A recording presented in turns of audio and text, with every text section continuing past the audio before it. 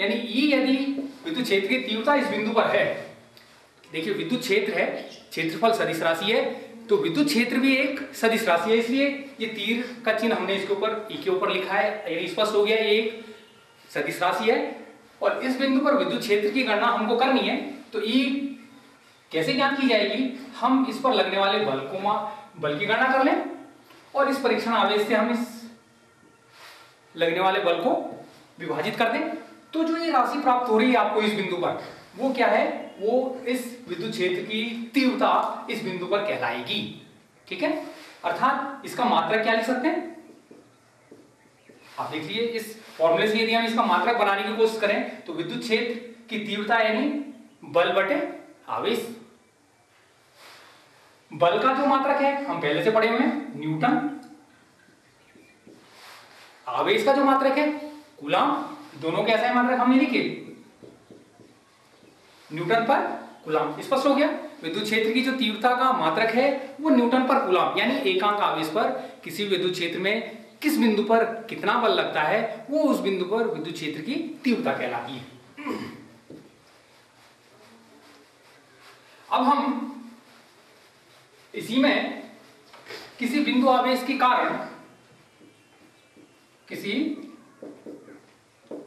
बिंदु आवेश के कारण किसी बिंदु पर विद्युत क्षेत्र की तीव्रता निकालना चाहते हैं।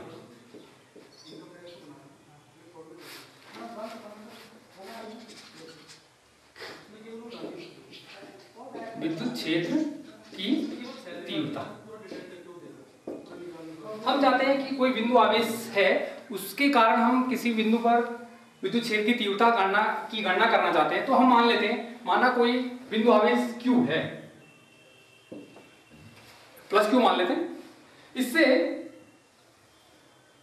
बिंदु R दूरी पर एक बिंदु P है, ये जहां पर हम क्या चाह रहे हैं, इस आवेश के कारण विद्युत क्षेत्र की तीव्रता की गणना करना चाहते हैं।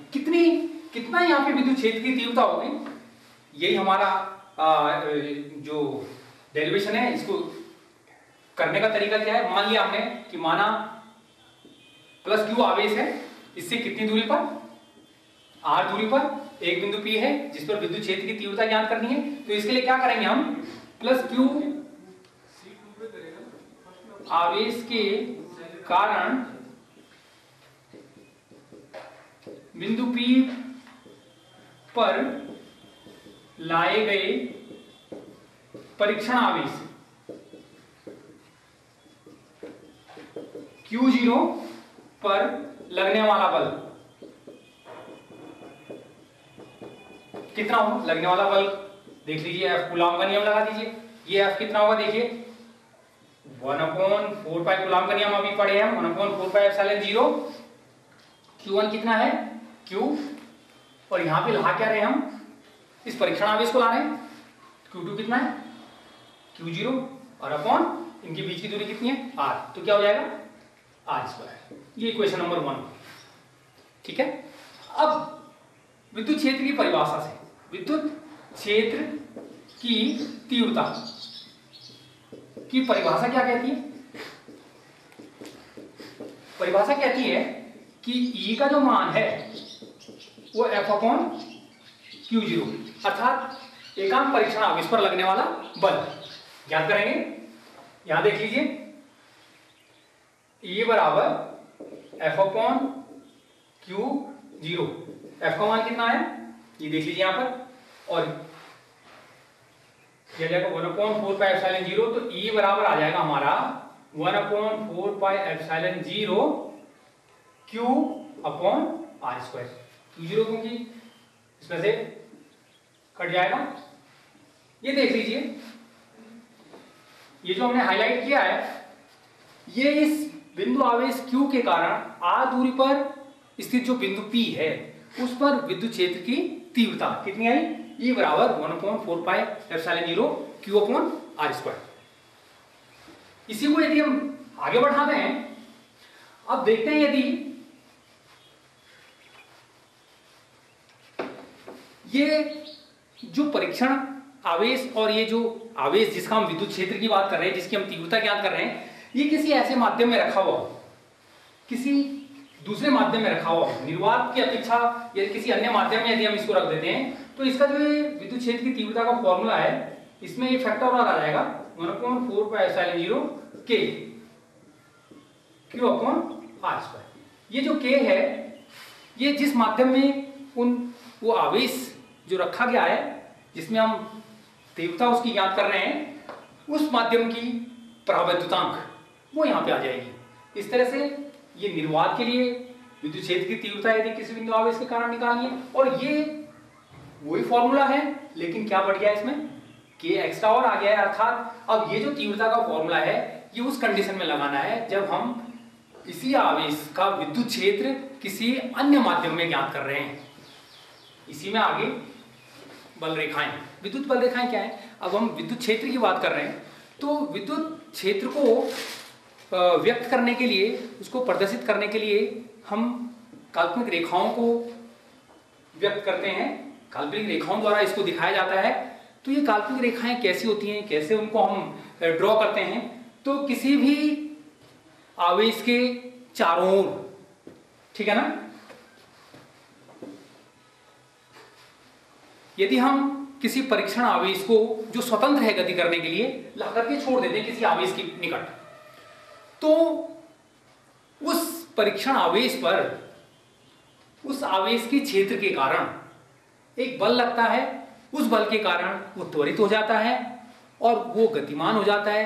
तो वो जो रास्ता तय करता है, वो परीक्षण आवेश जिस मार्ग पर चलता है, यदि हम उसका अनुरेखण करते चलें, यदि हम उसको उसके अनुभव को खींचते हुए चलें, यानी फिर से एक बार समझेंगे कि क्या करें, हम कोई विद्युत क्षेत्र लें, अर्थात किसी आवेश Q का क्षेत्र लें और उसमें कोई परीक्षण आवेश लाएं और उस परीक्षण आवेश को स्वतंत्र छोड़ दें गति करने के लिए, और उसकी गति की दिशा और उसके गति के पथ को हम क्या करते चले जाएं, ट्रेस करते चले जाएं। तो वो जिस मार्ग पर चलेगा, वो जिस मार्ग का अनुरेखण करेगा, वही मार्ग जो है विद्युत बल रेखाएं कहलाती हैं। उनको हम विद्युत बल रेखाएं कहते हैं। जिस तरह से यहाँ पे देखेंगे, ये कोई धनावेश है, यदि हम इसकी विद्युत बल रेखाओं को खींचना चाहते हैं, आप चाहते हैं ये देखिए कि काल्पनिक रेखाएं, इनको ये विद्युत क्षेत्र को व्यक्त करने के लिए इन रेखाओं को हम खींचते हैं। ये बनती नहीं है, आप ये न सोचें कि ये इसमें बनती होंगी, ये एक काल्पनिक रेखाएं जिनको हम मानते हैं। तो ये सपोज करिए ये कोई धनावेश Q है, इसकी विद्युत बल रेखाएं आप खींचना चाहते हैं, कैसी इसकी बल रेखाएं होंगी, तो आपने क्या करना है, आपने एक Q0 परीक्षण आवेश लाया और इस आवेश के निकट उसको स्वतंत्र छोड़ दिया। अब ये किस दिशा में गति करेगा, सिंपली सोचिए, ये परीक्षण आवेश कैसा होता है, धनावेश होता है, और ये जो आवेश हमने लिया है, ये कैसा लिया है, धनावेश लिया है। अब आप जब इसको यहाँ पे मुक्त रूप से छोड़ेंगे, स्वतंत्र रूप से छोड़ेंगे, तो इसमें एक बल लगेगा। ये आप E बराबर आपने अभी पढ़ा F/Q, यानी F बराबर कितना आ जाएगा, QE, अर्थात इस परीक्षण आवेश पर लगने वाला बल यदि हम निकालना चाहें तो Q0E। ये जो परीक्षण आवेश है, ये Q0E बल का अनुभव करेगा और उस बल के कारण इसमें त्वरण आएगा और ये किस तरह से गति करेगा, देखिए, क्योंकि ये भी धनावेश है, ये भी परीक्षण आवेश धनावेश होगा, अर्थात इसमें बल की दिशा क्या होगी, प्रतिकर्षणात्मक होगी। ये इसको प्रभावित नहीं करेगा, क्योंकि इसकी तुलना में ये जो है बहुत सूक्ष्म है। हमने पहले बताया परीक्षण आवेश जो है वो प्रभावित करने वाली जैसी उसमें बात नहीं होती है। तो अब इसका मार्ग क्या होगा, उस मार्ग को ट्रेस कर दीजिए। देखिए इस पर बल लग रहा है इधर को, तो इसके कारण त्वरण इधर को आएगा, अर्थात यहां से यदि हम इस परीक्षण आवेश छोड़ें तो इस तरह से ये ऊपर की ओर गति करे।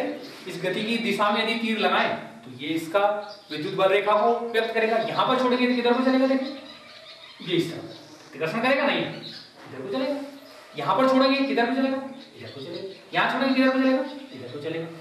ठीक है, कहीं पर भी आप यदि इस परीक्षण आवेश को इसमें स्वतंत्र छोड़ दें तो ये इसके लंबवत जो है, इसके पृष्ठ के लंबवत बाहर की ओर निरंतर इसमें एक बल लगेगा और तब तक लगता रहेगा जब तक कि वो परीक्षण आवेश इसके विद्युत क्षेत्र में है। और इस प्रकार की जो ये रेखाएं धनावेश के चारों ओर हमने अनुरेखित की, ये धनावेश की विद्युत बल रेखाएं हैं। ठीक इसी के विपरीत हम चलते हैं। अब हम ऋणावेश की बात करते हैं। ये कोई ऋणावेश है। अब इस ऋणावेश के निकट यदि हम क्या करें, परीक्षण आवेश लाएं, स्वतंत्र छोड़ दें, तो ये भी एक बल का अनुभव करेगा। इसमें जो है, इसमें भी Q0E बल लगेगा। लेकिन देखिए ये धनावेश है और ये क्या है, ऋणावेश। हमने पढ़ा कि जो एक धनावेश और एक ऋणावेश, ये क्या, इनमें क्या होता है, आकर्षण की प्रकृति होती है ना। तो ये जो ऋणावेश है ये इस परीक्षण आवेश को अपनी ओर क्या करेगा, आकर्षित करेगा। यदि हमने यहाँ छोड़ा तो इसमें इस तरह की गति आई, यहाँ छोड़ा तो इसको कैसे गति करेगा, इधर को आएगा। यहाँ छोड़ेंगे तो कैसी गति करेगा, ऐसे। यहाँ छोड़ेंगे तो कैसी गति करेगा।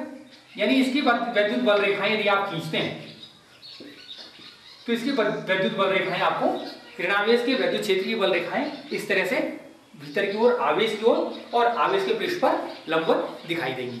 ठीक है ना। इसी प्रकार से दो धनावेशों की बात करेंगे तो ये इसकी वैद्युत बल रेखाएं इस तरह से खींची जाएंगी, प्रतिकर्षण करेंगे।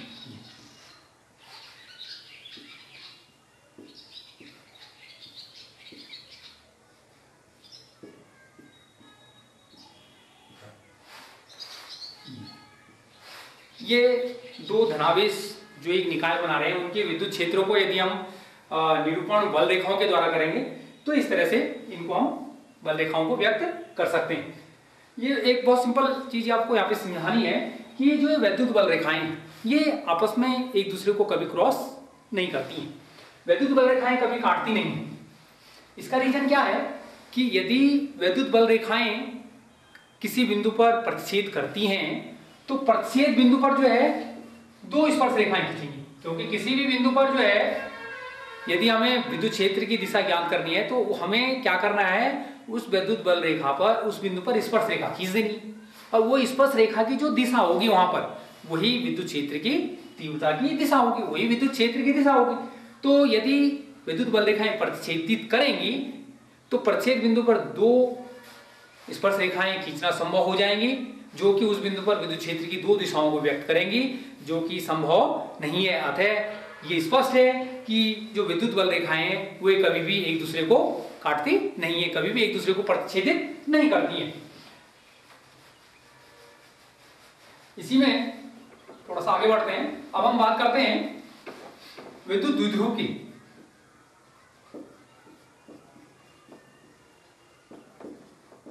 इलेक्ट्रिक डाइपोल,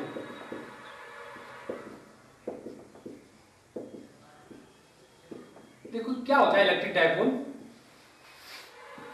ये एक विद्युत निकाय है। कैसा निकाय है भाई, इसमें जो है दो समान परिमाण के दो आवेश, लेकिन जिनकी प्रकृति क्या हो, विपरीत हो एक दूसरे के, अर्थात दोनों विजातीय हों। यदि वो अत्यल्प दूरी पर एक दूसरे के निकट एक निकाय का निर्माण करते हैं, यानी कोई भी दो सूक्ष्म आवेश जिनके परिमाण क्या हो, बराबर हो, समान हो, लेकिन प्रकृति क्या हो उनकी, भिन्न हो। यदि ये +q है तो ये दूसरा कितना हो, -q। तो यदि दो समान किंतु विपरीत प्रकृति के आवेश अत्यल्प दूरी पर स्थित होते हैं तो वो एक विद्युत निकाय का निर्माण करते हैं। उस विद्युत निकाय को क्या कहा जाता है, विद्युत द्विध्रुव कहा जाता है, इलेक्ट्रिक डाइपोल कहा जाता है। ये एक इलेक्ट्रिक डाइपोल है। इसके एग्जाम्पल के रूप में हम समझ सकते हैं बहुत से पदार्थों